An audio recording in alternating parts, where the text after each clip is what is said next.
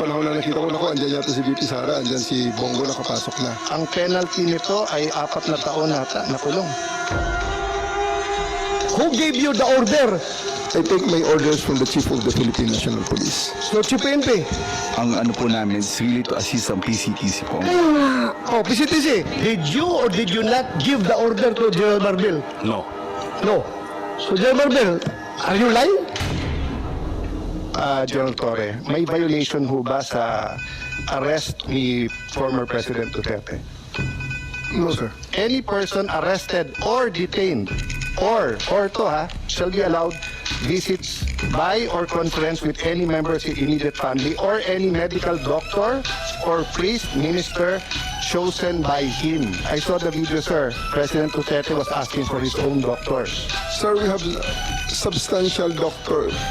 Ang sabi kasi dito, his choice, hindi no choice.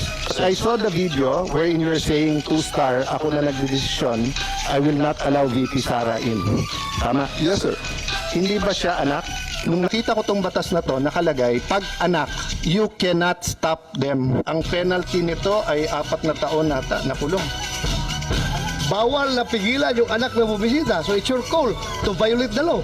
Yung Dr. Suba ni President Duterte certified him fit to travel. It's not part of the procedure for his private doctors for that to do that, sir. It will be the government doctors who will be No, taking that's not it, sir. true, sir. Ang nakalagay ho dito sa batas, it can be his doctors. Magiging inutil yung batas if you invite your doctors and then they cannot certify. So, ang mangyayari nun, if they certify hindi pwede, sinertify ng government doctor pwede, korte ang magsasabi at kakasuhan yung doktor na nagkakamali. But if you tell me, sir, okay naman siya, o tignan mo. The law is clear eh. Hindi naman ikaw magsasabing sufficiente, hindi. But you're supposed to allow all of his doctors in right away and you're supposed to allow his family members there and not deny them. So, who gave the order? Sino nagbigay sa'yo ng order? Sir, I have a team You of are the PCTC one here. there. Wala si SOG doon. Ikaw ang nagkarga sa kanya sa aeroplano. Kaya tinatanong kita, who gave you the order?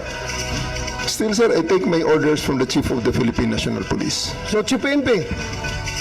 It's always the guidance that ang ano po namin is really to assist ang PCTC po. Kaya nga. Oh, PCTC, did you or did you not give the order to General Marbil? No. No. So, General Marbil, are you lying?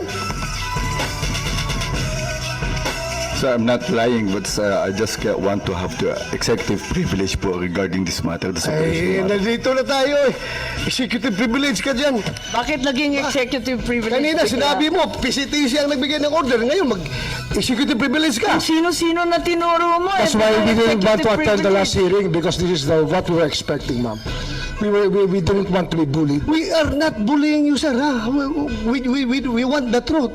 Secretary Remulla, I recall that General Torre, nagbigay siya ng interview na sinabi niya, bigyan lang ako ng eroplano. Ako nang bahala dyan. Arrest him and bring him to the Hague. Yun na. Simple as that. Arrest him and bring him to the Hague. Sagot ko lang, sir, bigyan mo ko aeroplano.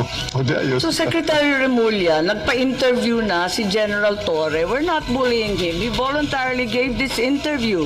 Sinabi niya na siya talaga. Paano ba yun? Sino nag-utos sa kanya? I gave them the advice.